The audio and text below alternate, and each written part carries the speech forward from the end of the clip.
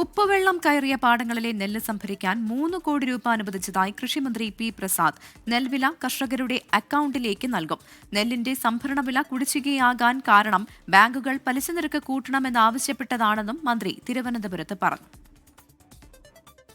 മില്ലുകൾ പിന്മാറുന്ന ഒരു സാഹചര്യത്തിൽ ആ നെല്ല് സംഭരിക്കാൻ ഒരു ബദൽ സംവിധാനം ഏർപ്പെടുത്തുക എന്നുള്ളതാണ് സർക്കാരിൻ്റെ മുമ്പിലുണ്ടായിരുന്ന ഏറ്റവും പ്രധാനപ്പെട്ട ഒരു കാര്യം.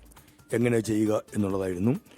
ആ സാഹചര്യത്തിൽ കൃഷിവകുപ്പ് തന്നെ നേരിട്ട് ഈ നെല്ല് സംഭരിക്കാൻ തീരുമാനിച്ചു. അതിൻ്റെ ഭാഗമായ ഉത്തരവും ഇറങ്ങുകയുണ്ടായി. കൃഷിവകുപ്പ് ബന്ധപ്പെട്ട കൃഷിവകുപ്പിൻ്റെ ചുമതലയിലുള്ള നിയന്ത്രണത്തിലുള്ള പൊതുമേഖലാ സ്ഥാപനങ്ങളെ ഉപയോഗിച്ചുകൊണ്ട് ആ പൊതുമേഖലാ സ്ഥാപനങ്ങൾ വഴി നെല്ല് സംഭരിക്കാനാണ് ഇപ്പോൾ തീരുമാനമെടുത്തിരിക്കുന്നത്.